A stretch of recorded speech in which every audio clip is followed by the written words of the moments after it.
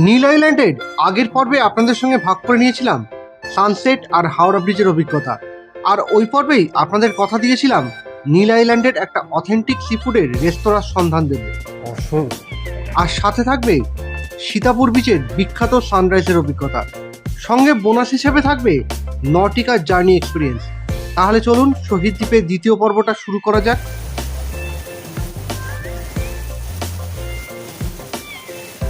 আগের পর্বে আপনাদের কথা দিয়েছিলাম নীল আইল্যান্ডের বেস্ট অথেন্টিক সি ফুডের একটা রেস্তোরাঁ সন্ধান দেব। তো সেই মতো আমরা চললাম নীলের বা শহীদ দ্বীপের best authentic seafood restaurant tropical ট্রিটে। ঘড়িতে তখন সবে রাত 8টা। কলকাতার জনবহুল রাস্তার সঙ্গে নীল আইল্যান্ডের ফাঁকা জনশূন্য কোলাহলবিহীন রাস্তাটা কিছুতেই আমাদের হিসেবে মিলছিল না। যাই হোক, জসমিন দেশে যদাচার, তাই ঝিঝি পোকার ডাক শুনতে শুনতে পৌঁছে গেলাম রেস্তোরাঁয়।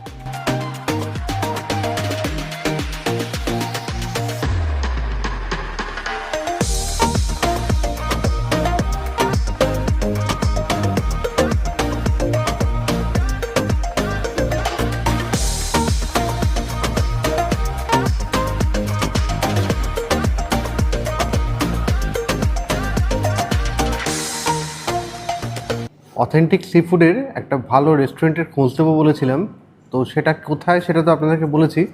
সেটা হচ্ছে ট্রপিক্যাল ট্রিটের কথা এর আগে ঢোকার সময় আপনাদেরকে দেখিয়েছি। ট্রপিক্যাল ট্রিটে আমরা এসেছি আজকে। আর আজকে আমরা খাবো হচ্ছে লবস্টার। শুধু লবস্টার খাবো না, লবস্টার কী করে প্রিপারেশন হয় সেটার ডিটেলস আপনাদের সঙ্গে শেয়ার করব। এটা হচ্ছে লবস্টার, তাই তো? আচ্ছা, আর এটা হচ্ছে সিলভার জেট। মনে হচ্ছে না সিলভার জেট এই যাত্রায় খাওয়া হবে, কারণ এই লবস্টার খেয়েই মনে হচ্ছে পেট ভরে যাবে। শ্যামল মণ্ডল, বাড়িতে আন্দামান। হ্যাঁ,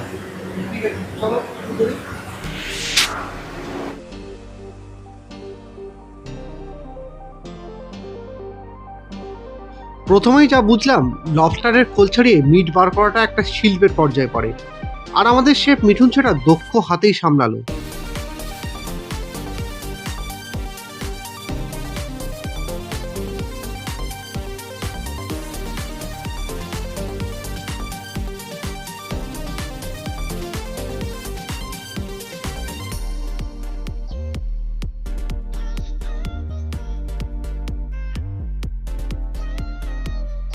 তারপর লবস্টারের মাংসটা কেটে টুকরো টুকরো করে পাকা রাঁধুনির মতো রেস্টুরেন্ট স্টাইলে বানিয়ে ফেললো লবস্টার।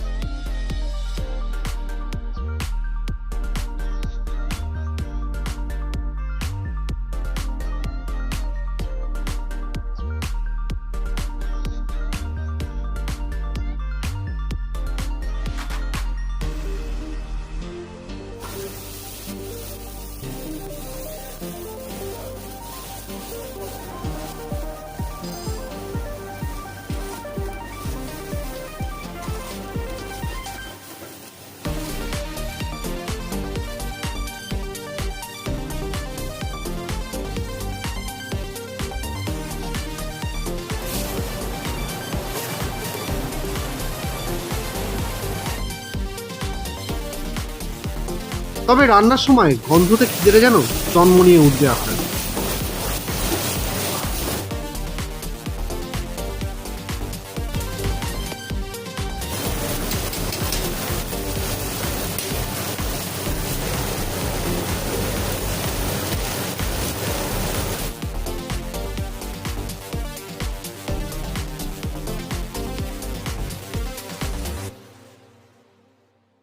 লবস্টার উইথ গ্রেভি এসে গেছে। লবস্টারের খোলটা ফ্রাই করে দিয়েছে, এটা অনলি ফর ডেকোরেশন। আর তার সঙ্গে ফ্রাইড রাইস। প্রথমত কোনো রেস্টুরেন্টে কিন্তু ভেতরে কিচেনে কাউকে অ্যালাউ করে না। ধন্যবাদ দাদাকে, ধন্যবাদ দাদাকে যে দাদা সেই পারমিশন আমাদেরকে দেওয়ার জন্য, যে আমরা কিন্তু কিচেনের ভেতর গিয়ে শ্যুট করতে পেরেছি। অসংখ্য ধন্যবাদ দাদা। নমস্কার। আর দাদার বাড়িও আমাদের ওদিকেই। যাই হোক, খেয়ে দেখি কীরকম লাগে না লাগে।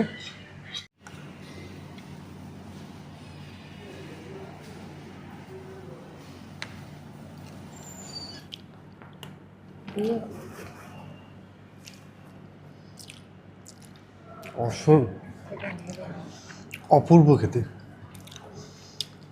মানে খুব কম খেয়েছি।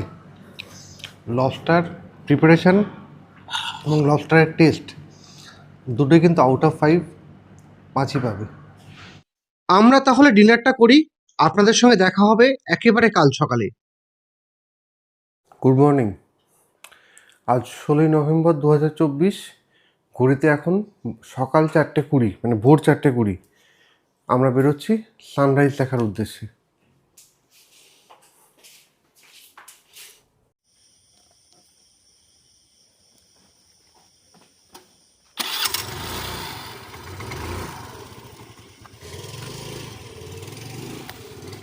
আপনাদেরকে প্রথমে বলে রাখি, শহীদ দ্বীপের সীতাপুর বিচ সানরাইজ পয়েন্ট হিসাবে বিখ্যাত।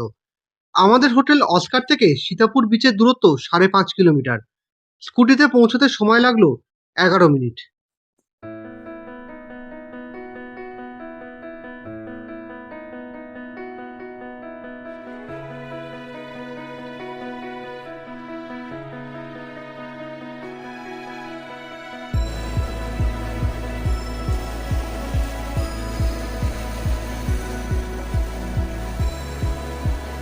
আমাদের এখানকার সূর্যোদয় আর শহীদ দ্বীপের সূর্যোদয়ের মধ্যে অনেক পার্থক্য। প্রকৃতি সত্যি আন্দামানকে পরতে পরতে সাজিয়েছে। আত্মার সৌন্দর্য আমাদের চোখে যত ভাবে খুলছে, তত নির্বাক হয়ে যাচ্ছি আমরা। এক মনে উপভোগ করছি তার এই রূপ। মনে পড়ে যাচ্ছে কবি শিবরাম বন্দ্যোপাধ্যায়ের লেখা শ্রদ্ধেয় গায়ক মান্নাদের কণ্ঠে শোনা গানের কথা। ভারত আমার ভারতবর্ষ, স্বদেশ আমার স্বপ্ন গো, তোমাতে আমরা লোভিয়া জন্ম, ধন্য হয়েছি ধন্য গো।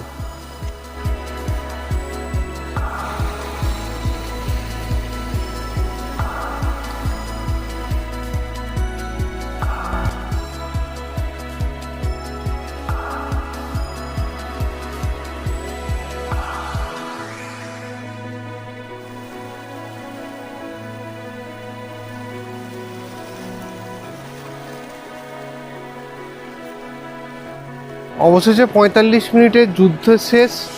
5:32।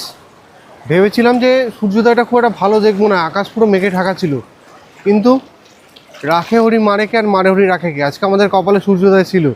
কালকে অর্পিতা ভোরবেলা অনেকবার ডেকেছিল, উঠতে পারেনি বলে সানরাইজ ঠিক করে দেখতে পারেনি, যে কারণে সারাদিনটা কচাকচি চলেছে। আজ কিন্তু শান্তি, আজকে আর কিছু বলার নেই। আজকে আমাদের নীল আইল্যান্ডের শেষ দিন। আজকে এখান থেকে হোটেলে যাব, হোটেলে গিয়ে ফ্রেশ হব, 1:30টার সময় রুম ছাড়তে হবে। 10:30টায় আমাদের জেটি আছে, আমাদের বোট আছে পোর্ট ব্লেয়ারের উদ্দেশ্যে। তো ততক্ষণ সঙ্গে থাকুন, দেখতে থাকুন। এই দুটো দিন নীল আইল্যান্ডে আমার খুবই ভালো কেটেছে।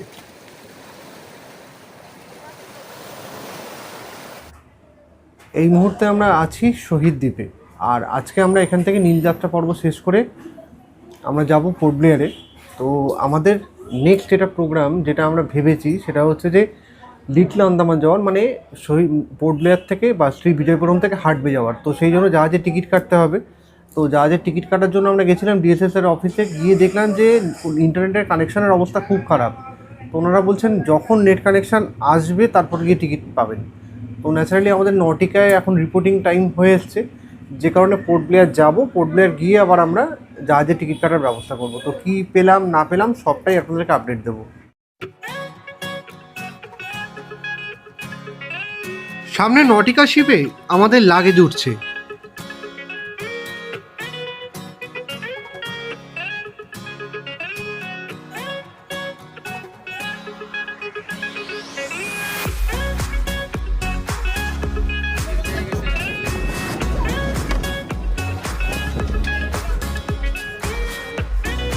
এবারে আমরা যাত্রা করব রয়্যাল ক্লাসে।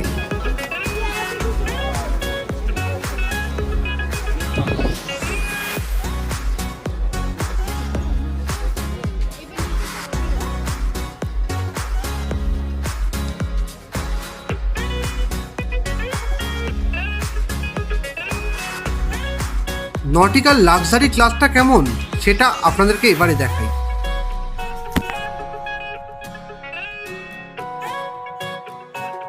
ম্যাক্রুজ আর নটিকার ফেয়ার প্রায় একই, আর গ্রিন ওশানের ফেয়ার ডিটেলস তো আগের ভিডিওতেই আপনাদেরকে বলে দিয়েছি।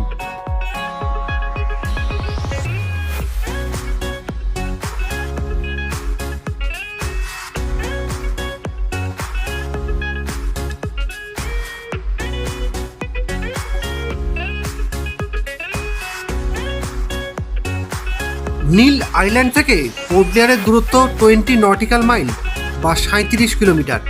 সময় লাগবে 1 ঘন্টা 15 মিনিটের মতো।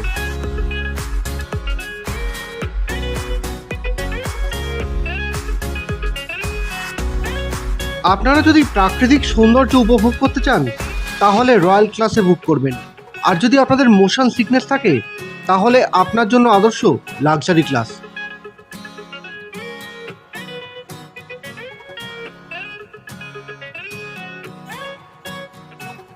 এতদিন ট্রেনের টয়লেট তুলেছি, সেখানটা কীরকম দেখতে হয় সেটা দেখেছি। এবারে নটিকার টয়লেটটা কীরকম হয়, আগেরবার আসার সময় গ্রিন ওশানের টয়লেটটা কীরকম সেটা আপনাদের সঙ্গে শেয়ার করেছিলাম। এবার নটিকার টয়লেটটা কীরকম সেটা একবার দেখিয়ে দিচ্ছি।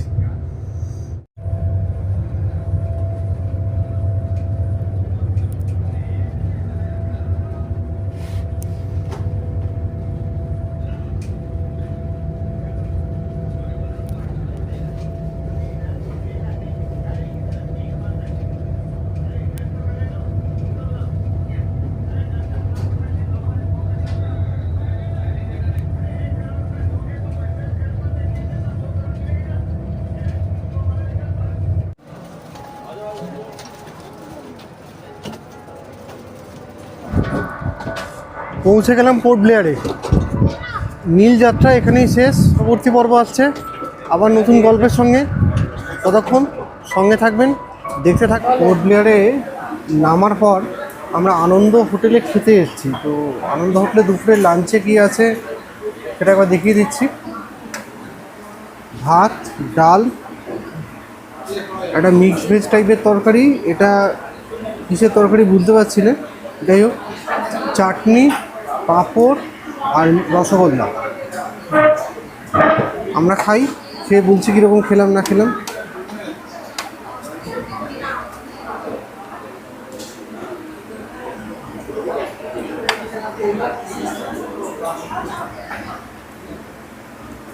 এটা বেগুনের তরকারি, মোটামুটি খুব ভালো তা কিন্তু নয়, মোটামুটি চলে যাওয়া কিন্তু।